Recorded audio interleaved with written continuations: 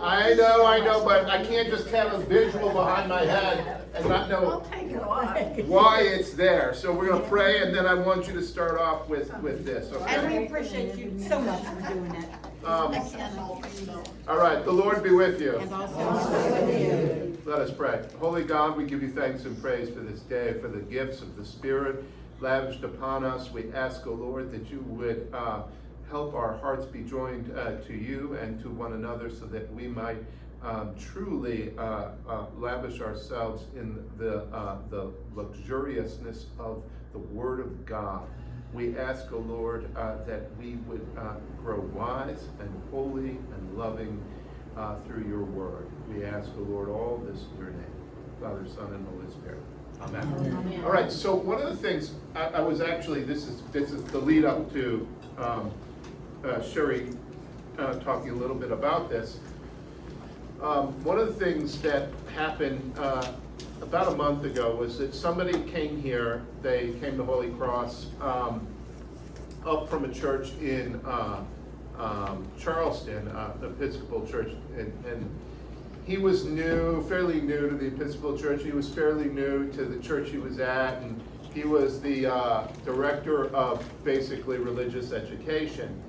And he said, "You guys have so much stuff you do here. I'm always in awe, like how much stuff is going on during the week, whether it's this or that or whatever."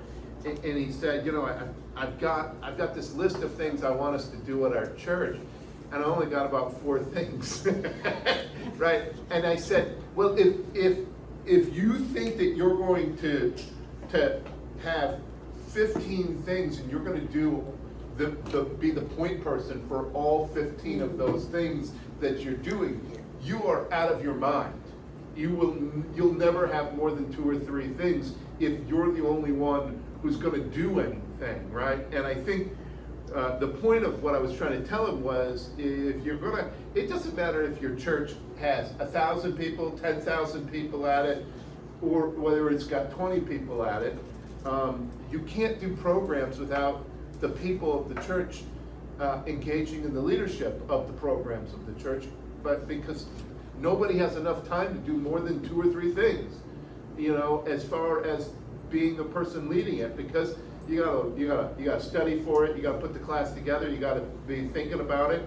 So you don't have the opportunity to teach 15 things. Look, I'm just repeating what my wife says to me.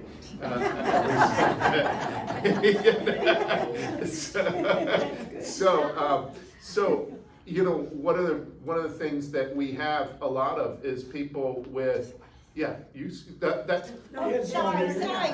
Oh, Scotty, I'm so sorry. So that's one of the things that I have always loved about Holy Cross, is that there are so many people with so many interesting backgrounds, and you want a book study, somebody says, "Oh yeah, I got my PhD in that book." You're like, "Okay, well you're teaching that now." Or you've got Sherry, who's got art history, and when I first approached her about this, she's like, "I don't know. I mean, it's kind of esoteric, and blah blah blah, and who wants to know about French kind of churches from the 9th century?" And I said, "Well, I do. Who wants to know about French churches from the 9th century? I want to know about it, and if I want to know about it, my church wants to know about it." Well, okay, maybe 2 other people, but we wound up having like 20 people in the first group. I said, "You see, there are people who want to know about French churches from the 9th century." So the point of all of that is that, I know that sometimes I stand up here and I seem like the expert and go, "Wow, he knows this or he knows that." But I'm oftentimes in awe of what you all know and the gifts that you have. The teaching that you've done in your life, the expertise that's come out of the long lives of work that you have done in your lives. And I'm in awe of that, whether it's Jean's photographs and poems, whether it's Sherry's teaching about 9th century French churches or whatever. I'm always in awe, because I think that the idea that you're just going to have 1 or 2 people do all of the teaching, that's just kind of silly stuff. it's really about putting people in the right place so that they shine and that they can use their gifts. And, you know, so we got Sherry here, and I feel like I've got a ringer bringing Sherry up here, but here she is, and she's going to talk about this little piece right up here. Our French church is something special over all the other European. No, but that's what a PhD's in. Okay, well, Yeah, no. you said French church. Right, no, I think she did her PhD work. I didn't I know. I don't and- have a PhD. Yeah, but she did her graduate work in that specific field, right? And that's what's really interesting, is that you get to be with somebody who has really deep specialty knowledge and will share it with you. So, all right, Well, Sharon. Becky and I are going to France next. All right, well, get a list of churches from. Yeah. There aren't any 9th century French Okay. churches, because they're all built over. All right. No, I good. just brought this in for visuals for what we were talking about last week. This is Rebecca and Eliezer at the well. And this is what pops to mind when you talk about that. This is a 6th century, it's partially preserved Syrian Genesis, book of Genesis. It's handwritten, so it's a manuscript. And Robert, you would love it as a copy because it's a luxury model. It's painted and written on purple vellum, which means that they had to dye it with purple dye, which was very expensive. And then the ink is silver ink, which you can see in places is actually eaten through the sheepskin that it's written on. And it shows Rebecca leaving the city, coming down to the well, and she's going like that, and then she passes this little personification of the well, which is an antique motif that the Christians have adopted for something like this. And then here she's giving Eliezer a drink, and then here are her wonderful camels back here, the 10 camels waiting to get a drink. So I thought that was a fun one.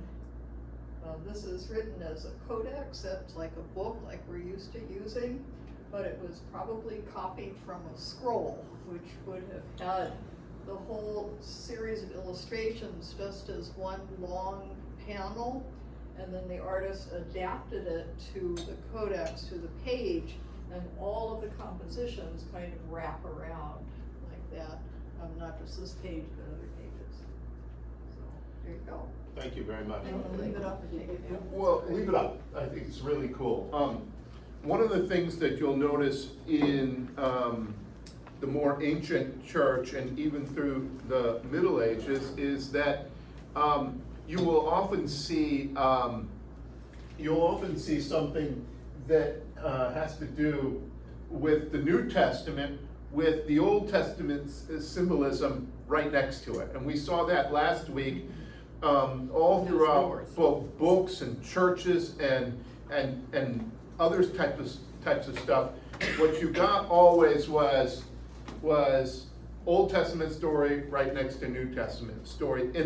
And the reason for that, especially in the early church, was that, this is Aramaic and or Syriac, and Syriac, what?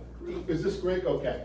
The Greek and what most people don't realize is up until the 8th century, the great Semitic language was not Arabic. It was Syriac, centered around a town called Edessa and Antioch. And these towns were towns of great learning, and they had a whole history of theologians and bishops and famous people. But Syriac was very close to Hebrew. And so a lot of the people who were in the early church before the 8th century, if they were Syriac native speaking people, would have been more fluent in the Old Testament than they would have been in the New Testament. And so what you see, especially in Egypt, in the Ethiopic church, and in the Middle Eastern churches, is that people were much closer to the Old Testament stories because they were reading the Old Testament either in Hebrew or Aramaic, and Aramaic was like very, very close. Most modern people who speak Hebrew can work their way through Aramaic and vice versa. So the point is, these two languages were very intertwined, and then they got actually even more intertwined because when Jewish people went into exile again after the first century, Syriac and Aramaic became the liturgical languages of the church, and I will get to you in a minute. So my point is, we have this long history of the Aramaic and church in the Middle East being very, very much an Old Testament envisioned church. I went to school with the bishop of Western Tanganyika, and he his first language is what is it? The great language of Tanzania, and it has lots and lots and lots of Arabic in it. And so he said, the Old Testament's much easier for me than the New Testament, right? And so I think it's important for us to realize that, you know, a strange thing happened in some ways, and it happened really in the last 3 or 4 centuries. People got cut off from the Old Testament in a profound way. It's that other book over there. We'll read it on Sunday, but we'll never preach about it. And when there's images that come up in New Testament readings, we won't worry about that. And so, you know, we've got what I would call we've got this kind of weird bifurcation of the Bible in which many of us have very little, not only education in the Old Testament, but quite frankly, our imagination, our Christian imagination has been stripped of the great storytelling and imagery from the Old Testament. And I think that's the thing that I think has been really lost in many ways in our storytelling as Christians. And you know, I've often said the big difference between the New Testament and the Old Testament is Jesus, of course, but there's something even more profound, and it's the way that stories were told in the Old Testament. I haven't done a lot of it here in this one, but there's a lot more humor in the Old Testament, especially in the Pentateuch. There's just lots and lots of humor. The writers were very aware of telling a story with humor. You were not going to tell a Jewish story without humor. It's just the way it was. And so there is a great deal more humor, I think, in the storytelling of the Old Testament. And quite frankly, oftentimes in the storytelling of Jesus, there is humor. But oftentimes that humor is kind of lost, you might say, in translation from when he was speaking in Hebrew and Aramaic to the Greek. So we get a very self-serious form of Christianity without the Old Testament, and without really kind of a love of the storytelling in the Old Testament. So that brings me to my next thing, you all. Okay, Henry? Yeah. So Syriac and Aramaic actually are one and the same.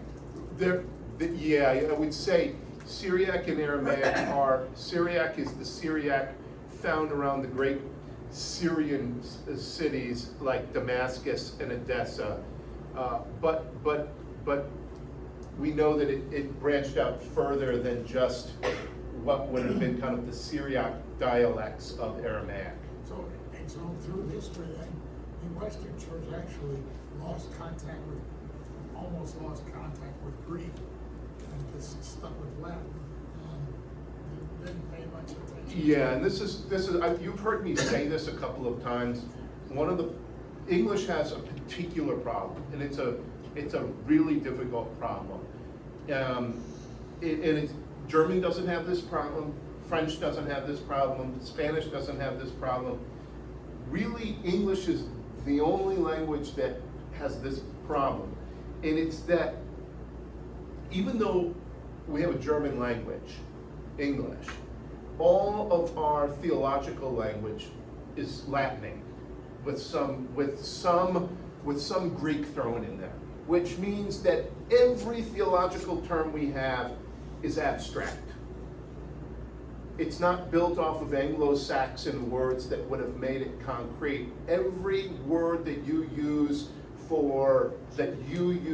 for theological conversation, including biblical stuff, is abstract. In fact, that's both the glory and the cross of English.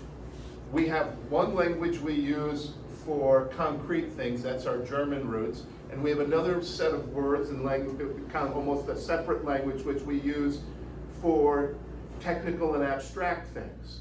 And so much of our theology in the West was done through Latin.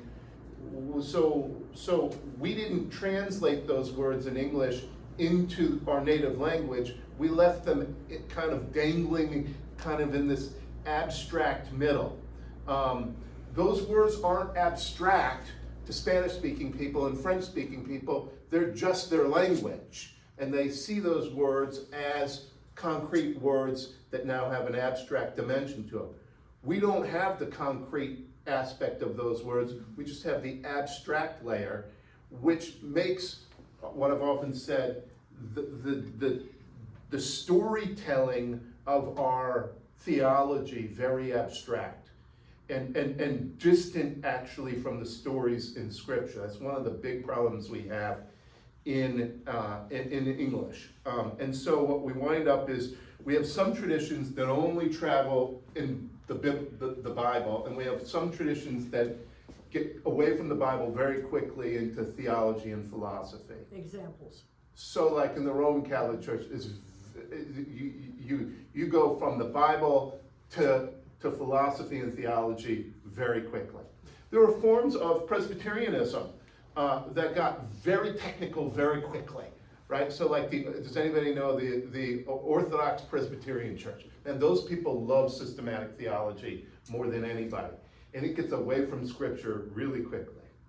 My point in saying all of this is part of what we're doing here is learning how to read the stories again in ways that root us in the story and make the stories come alive so that we are better storytellers ourselves with regard to these stories. That's a hard thing, right? Like, I'll just say this. The Episcopal Church has not always done a good job telling Old Testament stories, per se. Because we've got to get to the liturgy right away. But then what happens is, the liturgy's got so much Old Testament symbolism in it, we don't even know what that means. Because we didn't really tell the Old Testament part of the story very well, right? So, remember when I did this stuff about the inside of the church, right? Well, one of the things is like that our church specifically is structured in a very traditional way. That tradition structured a church to look like the tabernacle, right? So you were walking into a church and there was a way in which it was mirroring the tabernacle, right? And then the temple. And so, but if you don't know what the tabernacle and temple look like, right? If you have no concept of that, and you have no sense of where the stories were, you come into the church and you say, well, this is pretty. This is what? This is pretty. Oh, okay. Well, yeah, okay, it's pretty, but it's also beautiful in a profound way of it's telling you a story even in the structure of the architecture, right? But Episcopal Church, aren't you like, Yes. it's an upside down ship? Yes, and that's part of it. That's the New Testament part of it, all right? Oh, But the New Testament part of it is built on ideas that come out of the Old Testament, right? So, like, it's the bark of Christ, right? But what is Jesus? Well, what is Jesus? Well, Jesus, in many ways, is the new tabernacle. yeah. right? He's the one that brings God close to you. Well, so the early church said, oh, okay, if he's the new tabernacle, how about we make the church to not only mirror what Jesus was doing, but also mirror the Old Testament stories as well. Right? So there's a double storytelling going on there, right? With the architecture. Now, the point of this, saying all of this is, I know that we've done a lot with Genesis. We've done a lot, and we're gonna be in Genesis today. But I want to do something.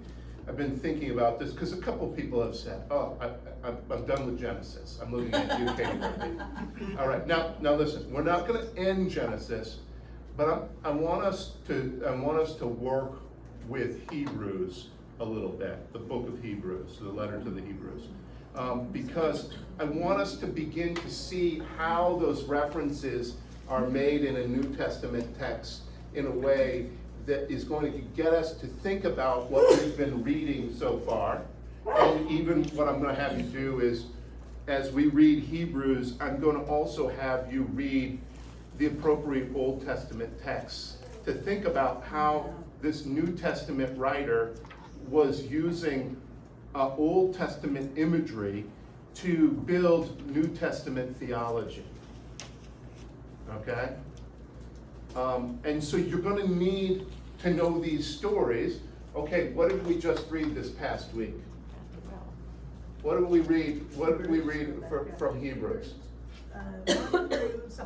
What? We read Hebrews 11, 1 through 16 with 4 and 7 missing. But verse 4 talked about Abel. Verse 5 talked about Enoch. Verse 6 talked about Noah. And then Abraham. Well, guess what? The good news here is all of you who are now experts in that part of Genesis knew exactly what was going on with the storytelling, right? The letter to the Hebrews, and in many ways also Paul's writing, is explicitly tying stories of the Old Testament to the New Testament. Which was very important to them to look Right. back. Right, and why was that? Why was that? Well, they're telling the stories of the new, connecting it to the prophetic. No, hold on a second. Tricia, there's a seat right. Tricia,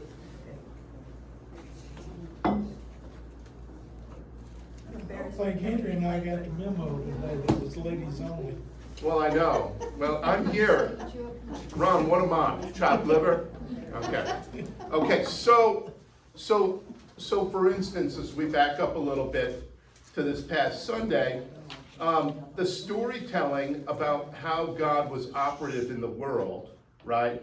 The question that the Jewish Christian community wanted to know was, in the light of Jesus Christ, how are we receiving God's promises differently now than we were before, right? We know the structure of how we received God's promises before, but we don't fully understand how we are receiving those promises differently in the light of Jesus Christ, right? So they would have said, well, I received the promises by fulfilling the law.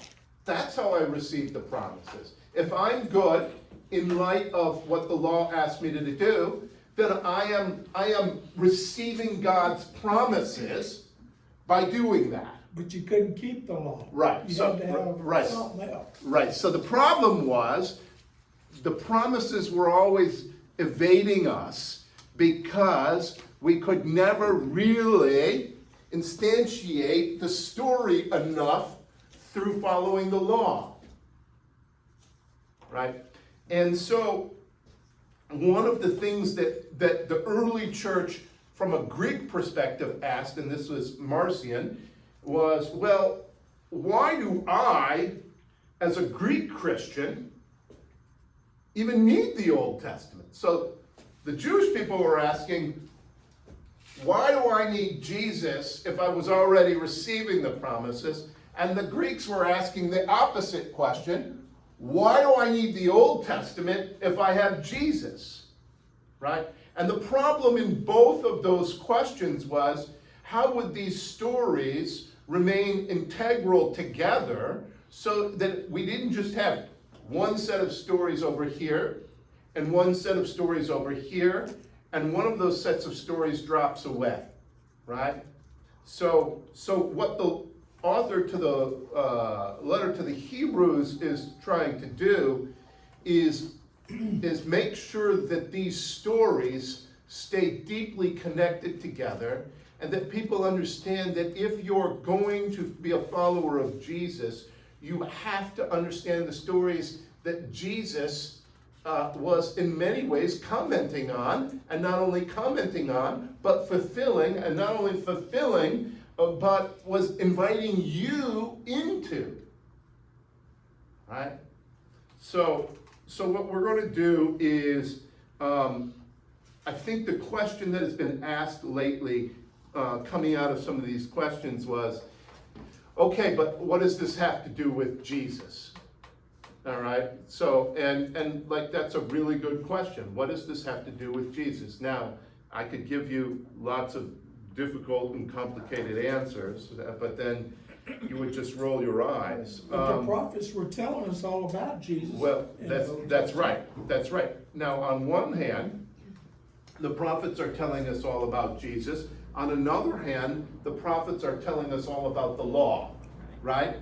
Except if you don't really know the stories out of which and by the law I don't mean the Ten Commandments, I mean the Pentateuch, the whole story of the law. If you don't understand that, then you don't understand why they're pointing to Jesus in the first place, right? And I think this is the other thing. Jesus wants you to love the story. He doesn't just want you to have an answer about the story. He wants you to love the story as much as just knowing what it said, right? So, for instance, Sue, what did you teach when you were a teacher? English.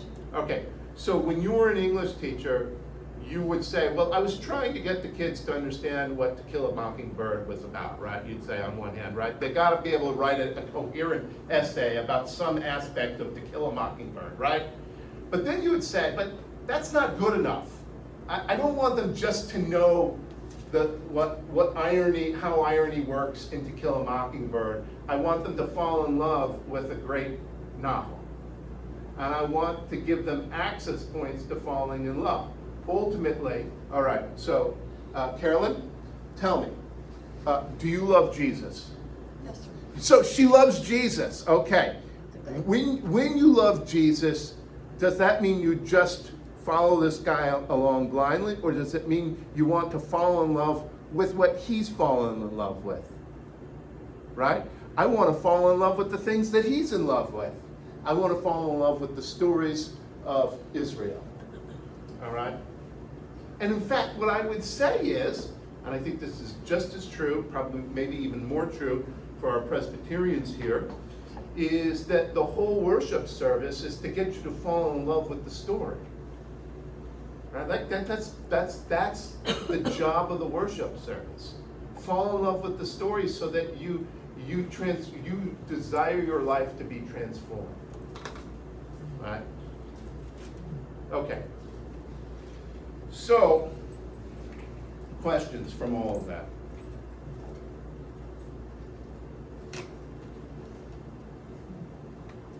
Questions?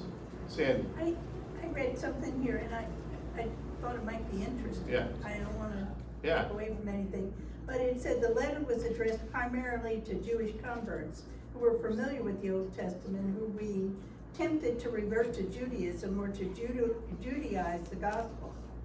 Some have suggested that these professing Jewish Christians were thinking of merging with a Jewish sect, such as the one at Koran near the Dead Sea. It's also been suggested that the recipients were from the large number of priests who had become obedient to the faith. Right, so here's it's really reiterating what I'm saying. Yeah. Why should we follow Jesus if we already have a way of receiving the promises of God, right? And let me just say what that does not say there. This book is written right after the persecution by Nero of the Christians, right? So kind of the 40s, 50s get these big persecutions throughout Rome. And a lot of people are saying, well, Judaism is an official religion in the state, and you can't be persecuted by just being a Jew. Christianity is this crazy thing over here where you can be persecuted because it doesn't have any legal protection status in the empire, right? Why would I want to do that, right? And so the author basically says, oh, well, there's a good reason you want to do that, right? And he'll give you a whole bunch of these reasons, right? Now, what did we say last week? What's one of the things that I said? When God approves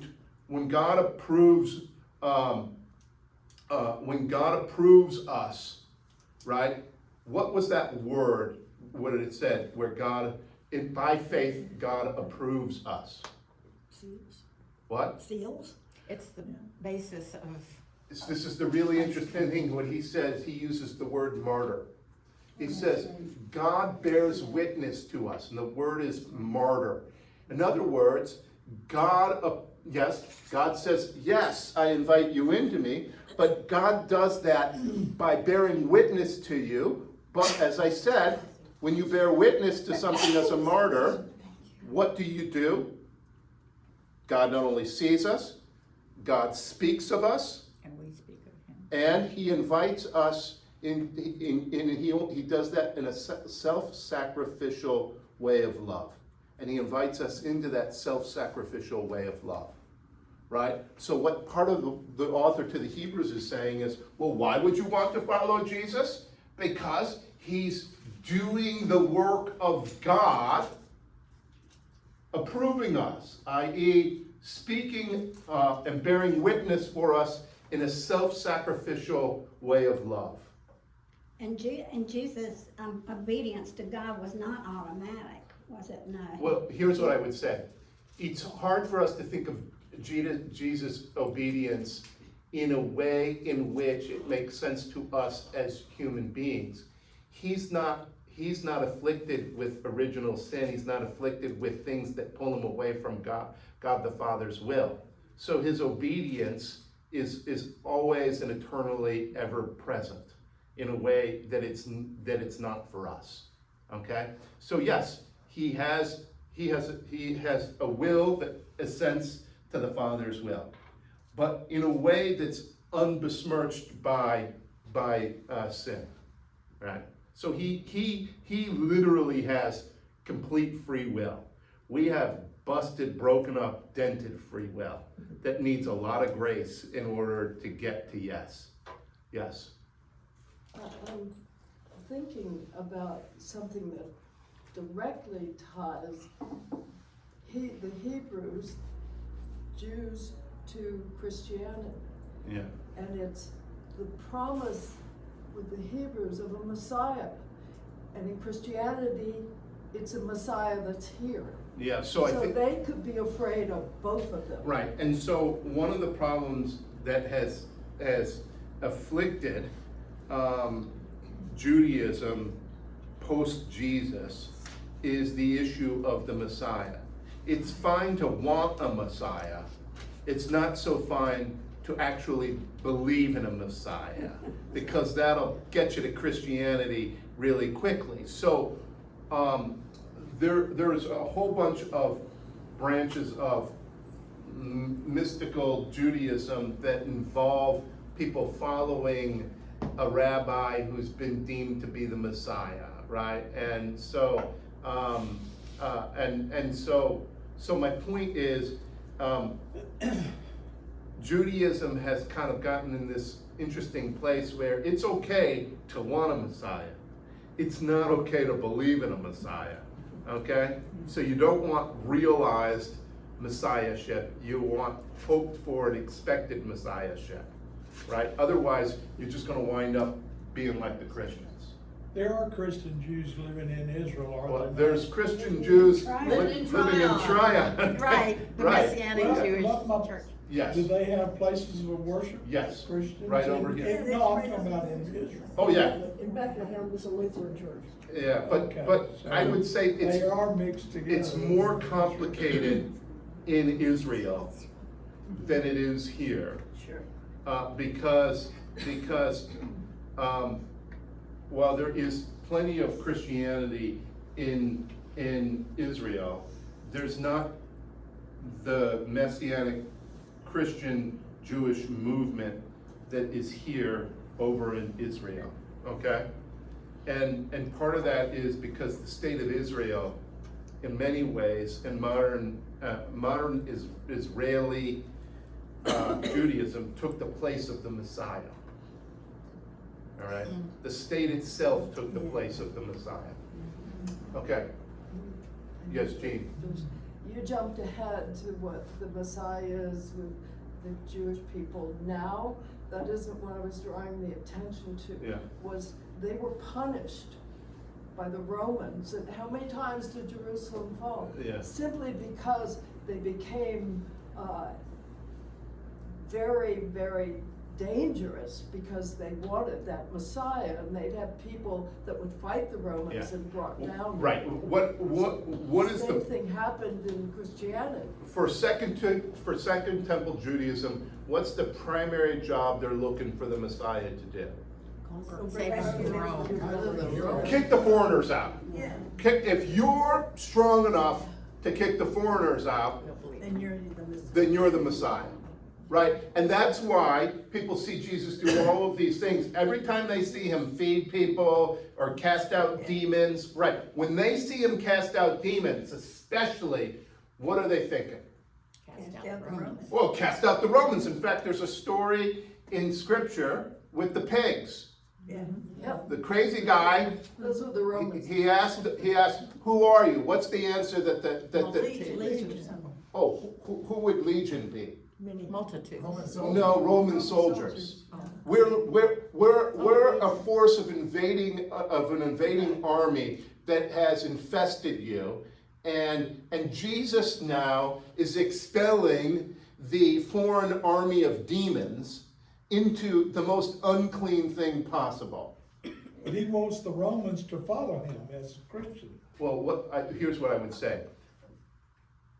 Jesus ultimately is going to call everybody to follow him, right? And very quickly after his death, there will be lots of Roman Christians. But people see Jesus cast out these Roman demons into unclean pigs, and they go, oh, They try to make him king. if he can expel a demon army of Romans, then he could certainly expel an army of Roman people. Yeah. Right? Because Roman demons are more powerful than Roman people, right? So they look at that and they go, oh, Messiah, right? And you can understand why especially the 12 guys who are following him are going, oh, Messiah, Messiah, Messiah, Messiah. We're going to Jerusalem. Every time they hear him say, we're going to Jerusalem, they hear, oh, we're getting rid of the Romans, right? That's why when he says, pick up your cross and follow me, and then he comes down the mountain and Peter's going, I'm okay if we're going to Jerusalem because you're trying to get rid of the Romans. I'm not so interested in going to Jerusalem if you're going to let the Romans kill us, right? Yeah. And what does Jesus say when Peter says, no, Lord, you can't do this. Get behind me, Satan. Get behind me, Satan, right? Which is to say, you've misunderstood my ministry. You're just like everybody else, turning me into a warmongering Messiah. I'm not doing that. When I come before Pilate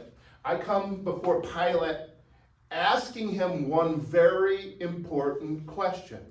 Who do you think I am? What is What is truth? truth? That's what Pilate Right, said. and, well, no, but he gets Pilate to ask that question, because he says, I came to speak the truth, right? And what is Pilate's response? What is truth? Which is to say, Pilate's only got one answer for truth. And it's whatever the most powerful person in the room says it is. Right? Now, I'm gonna tell you something really interesting here. All right? That's postmodernity. Post what? Postmodernity. Postmodernity is the philosophical movement we're living through right now, in which a bunch of French scholars, I know that I hate the French, they said basically, they said there's no really coherent narratives other than power. It's all power all the way down to the whatever degree. And so what they said was, there's no real truth stories. All stories lead to power, right? And what Pilate said 2,000 years ago was that very thing. The only truth claims in any story you can make up are power, right? Right. Now, what we as Christians would say is, okay, Michel Foucault, okay, Derrida, okay, we hear what you're saying, but we know people have been saying that for 4,000 years.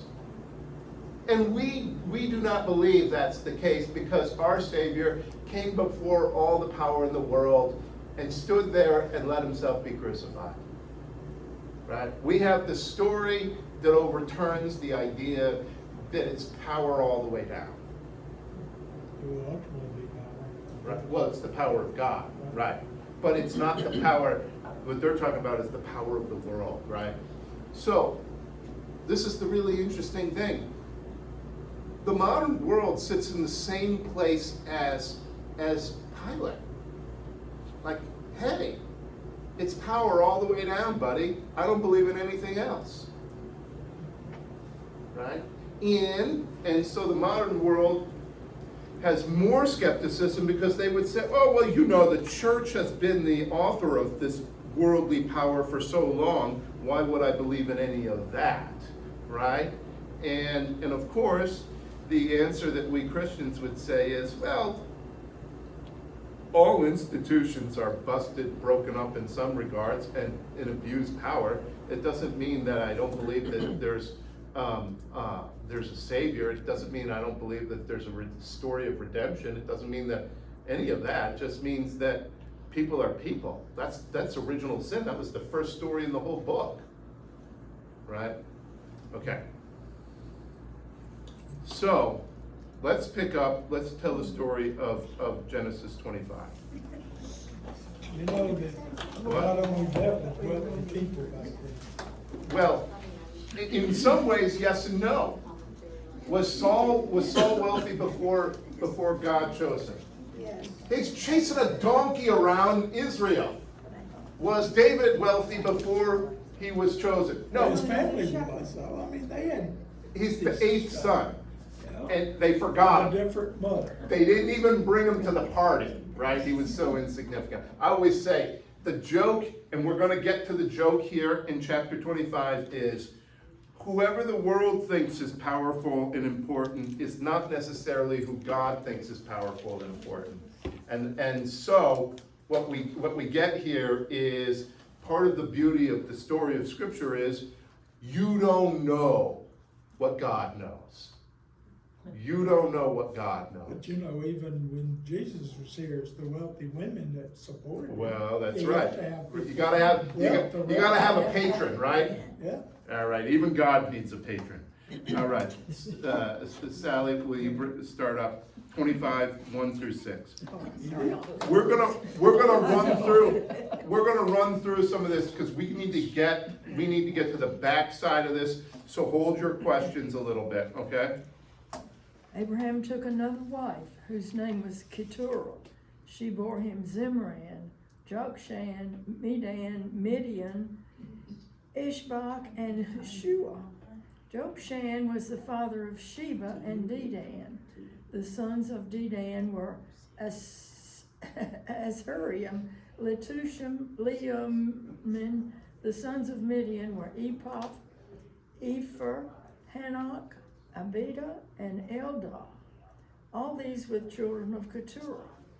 Abraham gave all he had to Isaac. But to the sons of his concubines, Abraham gave gifts while he was still living, and he sent them away from his son Isaac eastward to the east country. All right, so he's got all these other sons, and those sons have to go eastward, all right? So not over towards Egypt, not down south towards the Sinai Peninsula, but eastward, right? Almost to like the desert in the north of Arabia, It's okay? interesting, he told God earlier that he was too old to have kids. So here he is having a lot of kids. All right, I am sorry I played a cruel joke on you, Sally, I know. but I'm gonna play an even Right. crueler joke on TJ. TJ, read 7 through 11. Okay. This is the length of Abraham's life, 175 years. Abraham breathed his last and died in a good old age, old and full of years, and was gathered to his people. His sons Isaac and Ishmael buried him in the cave of Machpelah, in the field of Ephron, son of Zohar the Hittite, east of Mamre, the field that Abraham purchased from the Hittites. There Abraham was buried with his wife Sarah. After the death of Abraham, God blessed his son Isaac, and Isaac settled at Beer Lahai Roy. All right, Wow. all right, very good. Way to go, TJ. All right. Just act like All you know right, it. that's right. Go boldly into the unknown. All right, and if you thought I was playing a cruel joke on TJ, Elaine, you've got 12. do it. Oh, come on now. Be tough. These are the descendants of Ishmael, Abram's son, who Hagar the Egyptian, Sarah's slave girl, bore to Abraham. These are the names of the sons of Ishmael, named in the order of their birth. Nebaioth, the firstborn of Ishmael, Kedar, Abel, Ishbam, Mishra, Durim, Massa, Ada, Tamar, Tima, Jatar, Nakpish, Ken. These are the sons of Ishmael, and these are their names by their villages and by their encampments. 12 princes according to their tribes. How many? 12. This is the length of the life of Ishmael, 137 years. He breathed his last and died, and was gathered to his people. They settled from Havilah to Shur, which is opposite Egypt, in the direction of Assyria. He settled down alongside all his people. Right, What so, is that? so these people are living northeast of where Abraham is, right? So if you draw a line from Egypt, which is south of where Abraham is, you draw it kind of northeast, and you're kind of somewhere in the Syrian desert, okay?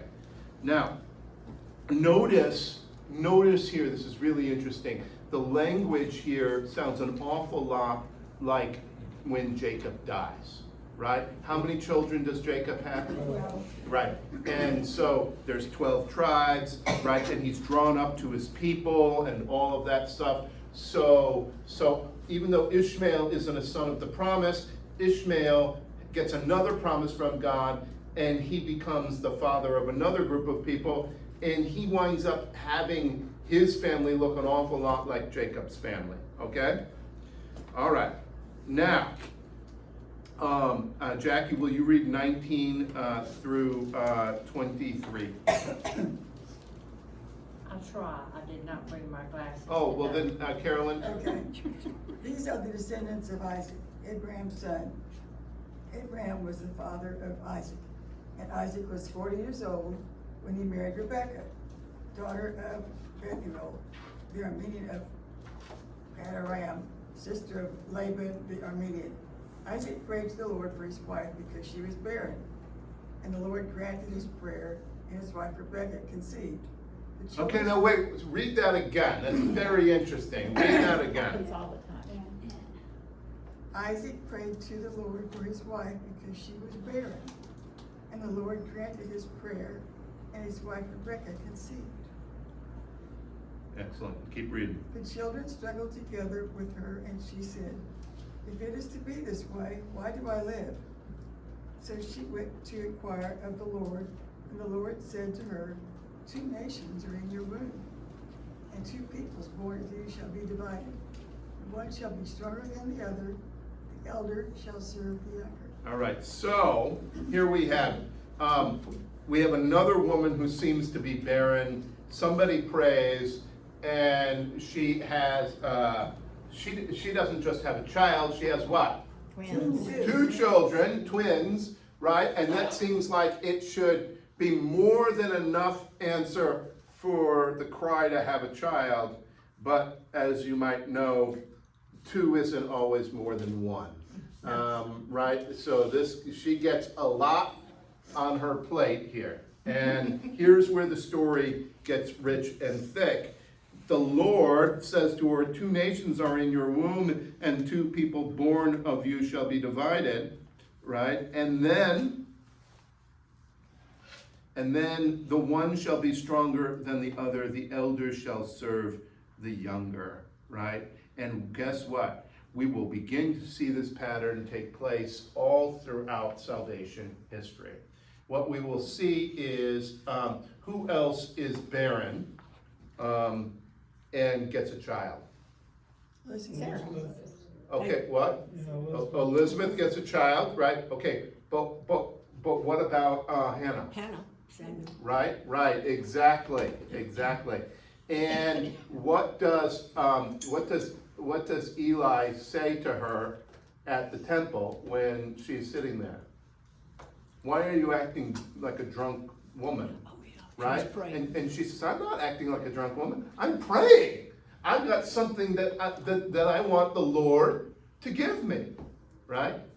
Now, you're going to love this. This is great. So I got this secondhand from Cheryl yesterday. So she said that she was talking to Nina. Nina's got the two girls, and the older one is Avonlea, and the younger one is Melanie. And I guess Melanie said to her, "You know, part of the reason our prayers aren't answered the way we want them to be answered is we're praying for too many things. God is confused. He doesn't know what we're really serious about." And I thought it was great. You know, it's like a 9-year-old girl trying to figure out what's going on when we pray, right? I mean, it's a great answer, right? We're confused, so God is confused, right? And so sometimes we ask things and we don't know what we're really asking for, and that's really part of the story of prayer and asking things of God, right? We don't oftentimes know what we're really asking for. We think we do, but we don't. Okay, now, Sandy, will you read 24 through 26? When her time had come to give birth was at hand, there were twins in her womb. The first came out red, all of his body like a hairy mantle. So they named him Esau. Afterwards, his brother came out with his hand gripping Esau's heel. So he was named Jacob. Isaac was 60 years old when she bore them. All right, so what we have here is when her time to give birth was at hand, there were twins in her womb. The first came out red, all hairy, all his body like a hairy mantle, so they named him Esau. Afterward, his brother came out with his hand gripping Esau's heel, so he was named Jacob, right? And so Esau means red, and Isaac means, or Jacob means grasping at the heel, okay? Right, so what we know is what? What is Jacob going to do his whole life? Run away from Esau. He's going to, well, no, first thing he's going to do is try and take everything Esau has, right? And by the way, doesn't Esau mean hairy? Well, hairy, but Edom will mean Edom means red. And those two names are going to be simultaneous.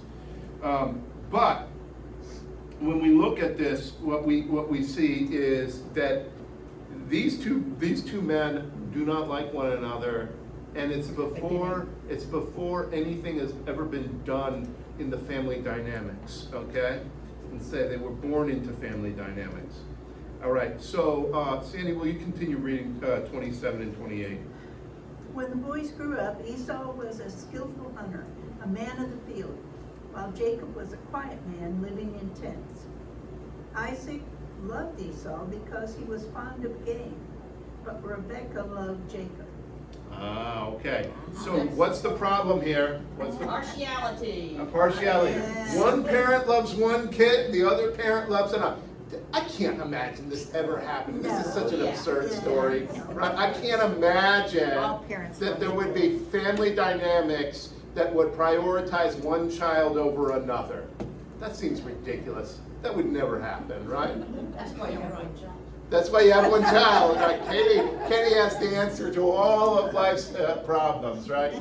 Like, all right, right. And So, if it's not so, you get accused of it by the children.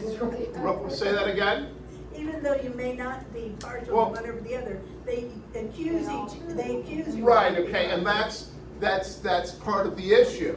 It doesn't even matter if you are Yeah. partial. Receive it. Right, like I'll tell you the Don't make story. it up. I'll tell you the story. When I was growing up, I was the oldest, and my mom had read like 30 or 40 books on how to raise children, right? And so she had all of the right answers, right? And you put your child to bed at 5:30 at night, No. right? And don't pick him up. You do this, you do that, right? And she said, I don't believe in violence, so I never want my child to have a gun. So I went through life, my first 18 years, always asked, Mom, can I get a gun? Can I get a this or that, right?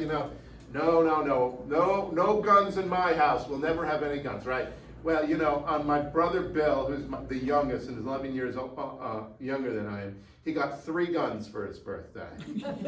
I said, what is that? Throw those guns away. Turn them into plowshares, right? He got a paint gun, he got a squirt gun, and he got a BB gun. Cover all the bases, right? And I said, that's unfair. You love him more than you love me. And she just rolled her eyes and walked away, right? And of course, we have all these ways in which fairness is always centered around us. Everything is unfair in relation to us, right? And anything that we got more than somebody else, we don't notice that. We just notice what other people got that we didn't get, right? And so we're going to see this at play here. Now, why did Isaac love Esau? What do you think? What was about him? He liked He to was an outdoorsman. He was an outdoorsman, a skillful hunter, a man of the field, and while Jacob was a quiet man living in tents, i.e., he liked to be inside doing stuff, right? Probably reading. He's probably reading, right? And then telling everybody everything he read about, right? Okay, so his mom loves Jacob, Rebekah loves Jacob, and Isaac loves Esau. She's doing what God told her. Right, right, exactly.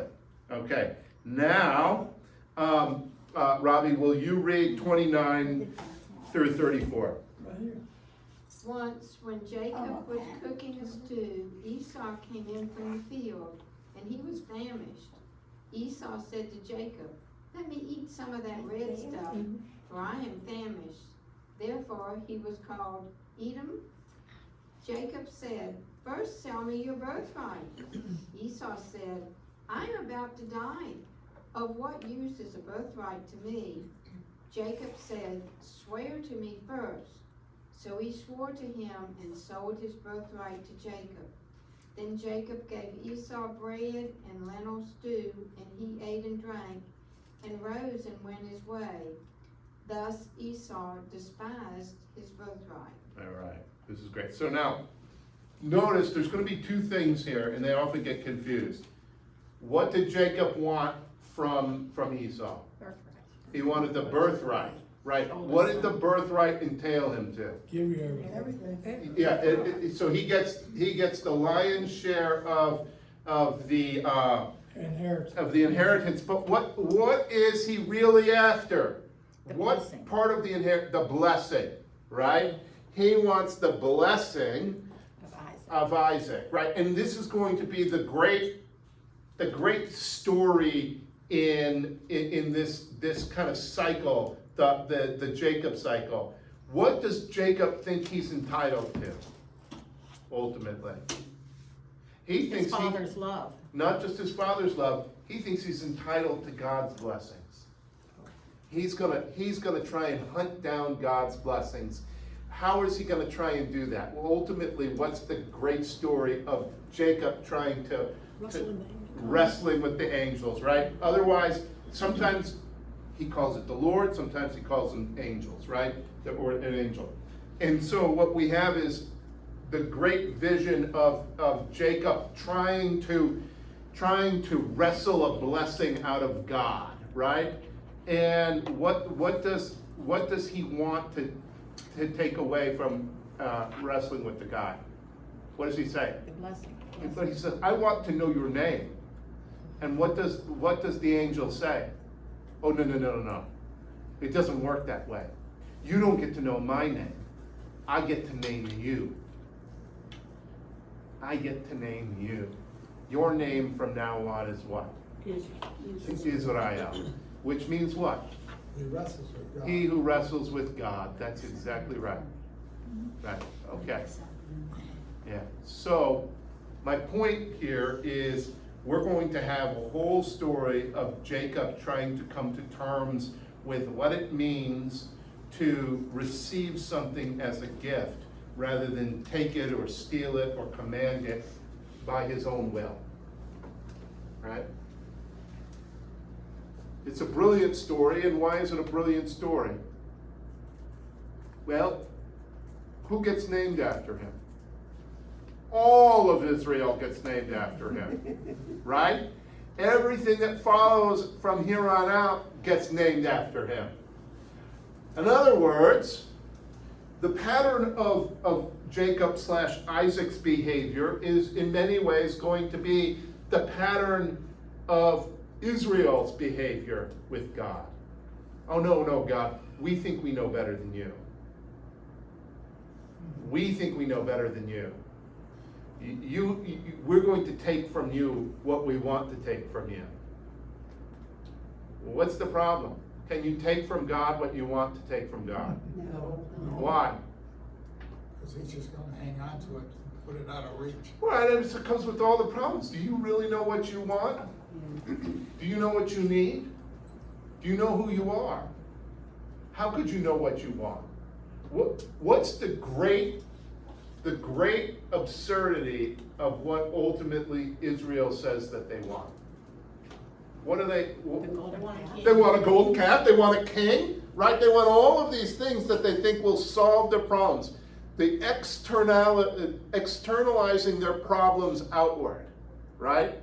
If only I had a golden calf, right? Did the golden calf bring them any closer to God?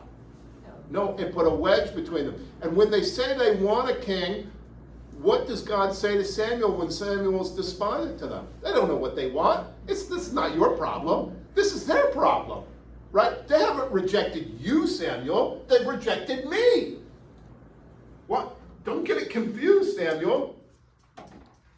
You may feel rejected, but it's I who've been rejected, right? And that's the brilliance of it is that this story is code for we think we're in charge of our relationship with God,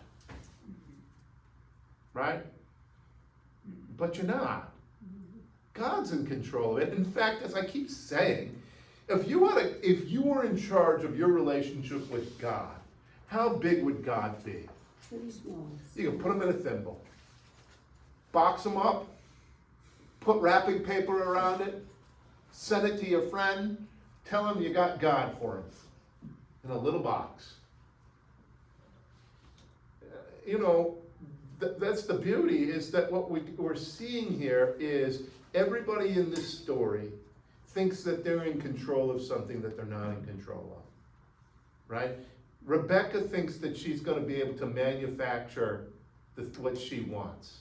Ultimately, she has to tell her son, because of her own machinations, you need to run away, right? And Isaac thinks he's in charge of giving the blessing, except he's not. He gives the blessing to the wrong child, right? And Jacob thinks that he can con first of all, he can con Esau out of his birthright, and then he and his mom can play games with Isaac and Esau with the blessing. He thinks that he can con Laban out of one of his daughters, right? He winds up. Now, here's the thing. How many wives does he get? He went looking for what? One wife, and he got two. Sounds pretty familiar, right? Because that was how this story was. Rebecca said, I'd like a son. She gets two instead. Right? Yes, Carolyn. So you think Esau might have been the better choice? No, I don't think either of them was a good choice. I think that's so this is the really interesting thing. It's not that Esau is a good choice. It's that it's not up to Esau and it's not up to Jacob who gets blessed by God. It's only up to God who gets blessed by God. Ultimately, they'll both get blessed by God. I was gonna say, yeah, that's limiting God. But now remember this. This story is going to come back. Because when the Israelites are going through the wilderness, what stands between them and a direct route to Israel are the Edomites. And the king of the Edomites says, you're never coming through here, because the last time we had to deal with you, you took everything from us. You think that you can take our blessings from us. You think you can take our inheritance from us, right? And so the king of the Edomites basically lays into Moses and says, you're an idiot. If you think I'm going to agree to anything with you, you got another thing coming. And then they got to walk around for another 38 years, somewhere else in the Sinai Peninsula. But the point of this is that this story does not end here, because this story is the story of all of us. We think we can manufacture our own grace. We think we can manufacture our own relationship with God. We think that, okay, so this is great. What does manufacture even mean? What are the Latin roots of manufacture? To make by hand. To make by hand. We think we can make our relationship with God through our own hands. Nope. So, yes, Jean. So you get blessed by God. She Yeah. prayed. Yeah. She believed those Yeah. sons came Yeah. to her. Yeah. Then she takes over. Well, she thinks she's taking over, Yeah. right? She thinks God's with her all the time. Right. Everything she does Right. now is from God. But the root of this is we can't leave well enough alone, because I can't deal with mystery. But every time you write a poem, Jean, what are you wrestling with?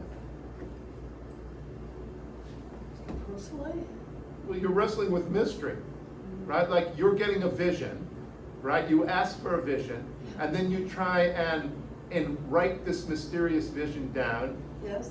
and you say, wow, that didn't come from me, that came from God, Yes. right? And then 2 weeks later you say, boy, I wish I could write another poem. I think I'll sit down and try and force a vision out of God. No. It doesn't work that way, right? Doesn't work. Right. We do this with everything. We do this with everything in our lives. We try and force blessings out of God, right? And wrestling with God is now here's the good thing and the bad thing. Israel's not bad because they try and wrestle with God. There is a beauty and a goodness to wrestling with God. In fact, all of us have to wrestle with God, but you have to get to the point where you're exhausted and it's you who is renamed, not you getting God's name. right? Now, wait a minute, what, it's not you that's getting renamed? It's you that's getting renamed, it's not you that gets the name of God, Okay, right? We have the name of God, and the name of God is you don't get the name of God. okay. He who is, right? You don't get the name of God. You just get to know that he is. Right? Okay. Right. You get to know your name. By the end of your life, what you get is you get to know who you are out of wrestling with God. Right? That's heavy. Right. It's really heavy, right? It is. In other words, it's a privilege to be on the card. Right, and this is why I say this. On one level, wrestling with God is the most absurd thing you can do. On another level, it is what everybody has to do in order to become who they are called to be. Right? Hey, I know this isn't going to work, but I got to do it anyways. Right? Think about that. Think about that. Right? Like there is a way in which you have to do this, even though it's absurd. Right? Elaine, you got something on your face, so tell me. I'm just thinking of the barriers that we put up. Yeah. Right. Name some of the barriers that you've put up in your own life. Yeah, well, previous success. Oh, yeah. Well, I was good at nursing, so I'll be really good at demanding stuff from God. I was really good at management, so I'll be really good at managing God. Yeah. Right? Now, guess what? This is why I said, you've heard me say this. You know, there's Christianity for people under 45, and there's Christianity for people over 45. Everybody who's under 45 has to become something.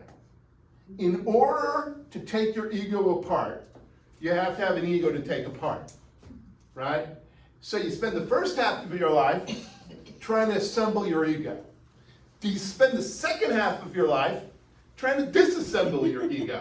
Yeah. Right? Because as you said, Elaine, you gotta try and succeed at something, right? To become somebody, you gotta try and succeed at something. It doesn't matter how big or small it is, but you gotta attempt it, right? And then the second half of your life, you have to disassemble all the stuff you spent time assembling in the first half of your life. Why? So like, this is the interesting thing. I had this person come in my office yesterday, and their mother's died, and their father has already died, and all the people of that generation have now died. And I said, congratulations!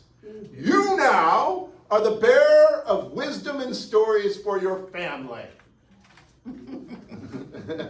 You spent the whole first part of your life receiving the wisdom and the stories from other people. But now you have to give the wisdom and the stories to other people. He looked at me like, I don't know if I wanted that job. I said, whether you want that job or not, that's your new job. And that means you have to give away the assumptions and in some ways the dignity of a lot of stuff that came in the first part of your life that was really good. That's, I always say this. It's like, you know, with our kids. You know, we had Anthony, and he's going off to Purdue, and he's going to be an electrical engineer, and you know, and I wanted us to say, bravo, you did a great job up there. We want you to keep becoming somebody. Go and get all A's. Be the engineer we know you're supposed to be. And we mean it. And Ian said, just go to class. I said get A's. Yes, I know. Ian's right. Just go to class. Right. But the point is this. Just show up. So you got grandchildren, right, Ron? Right. So you know your children and your grandchildren, they gotta be something out in the world, right? But you also know, by the time you get to the end of your life, nobody cares that you were an engineer, right? You gotta give it all back in love, right? Now, standing here at this point in our life, we can know they gotta be something, even though they're gonna have to unwind it all at some point in time. Because God wants it all back anyway. Right? That's the mystery of it. How much is God gonna demand of you? Virginia, how much is God gonna demand of you? Oh, Everything. Everything, right. Ultimately, it wasn't yours anyway. The horses, the stores, whatever it is, it wasn't yours anyway. And let me say this. That's the scary edge of whether we're Presbyterians or Episcopalians or whatever else. Right? You're going to have to give it all away. Like I say this all the time. We were having this conversation at the beginning of class, and I had said, well, somebody asked me, well, how long are you going to be here? I said, well, I hope to be here another 20 years, right? And Peter Franklin said,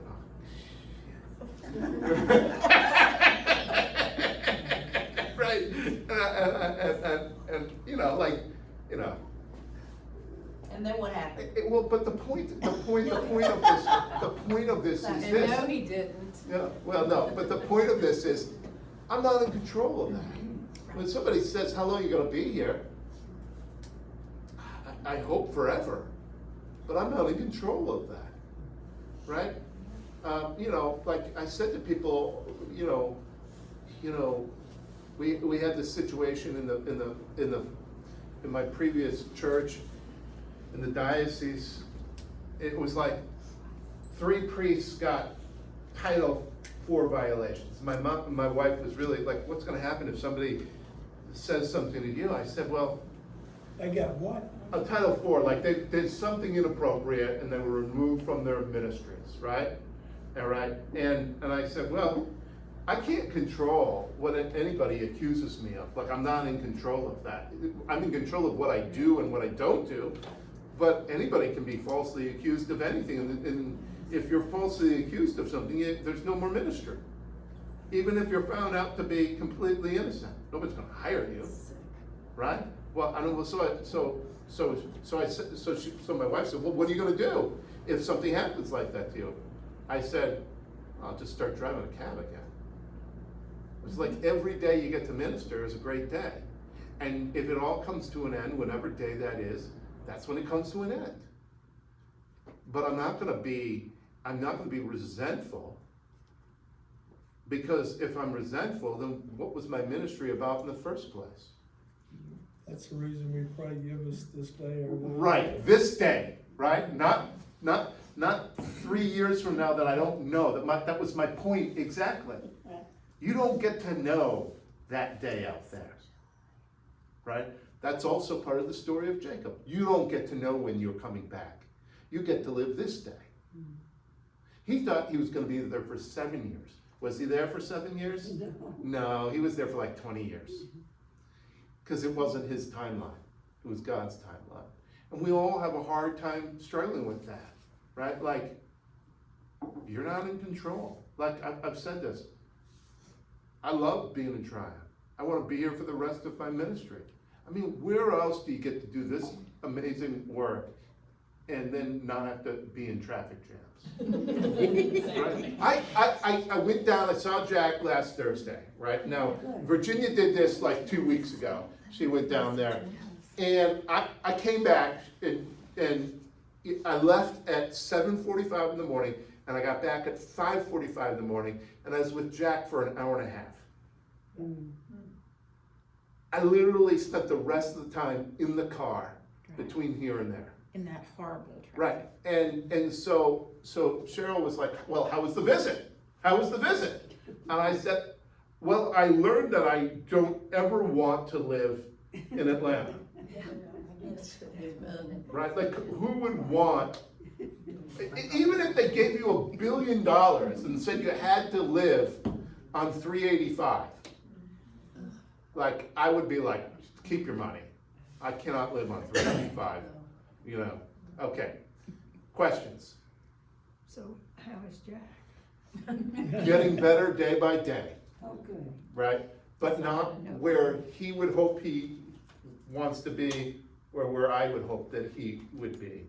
but getting better day by day. Let me tell you, if you ever want to lose a quick 40 pounds, have a what is it? Colonectomy.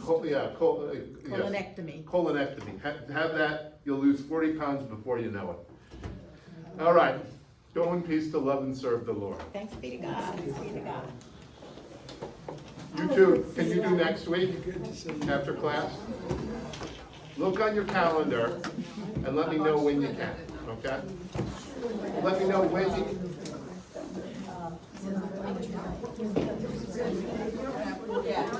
Are we gonna convert them to Episcopal? They're early Presbyterians, so I just want to have lunch with you at some point in time. Yeah.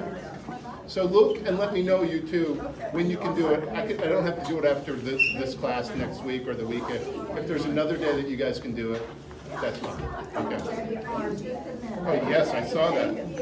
Yes, well, yes, but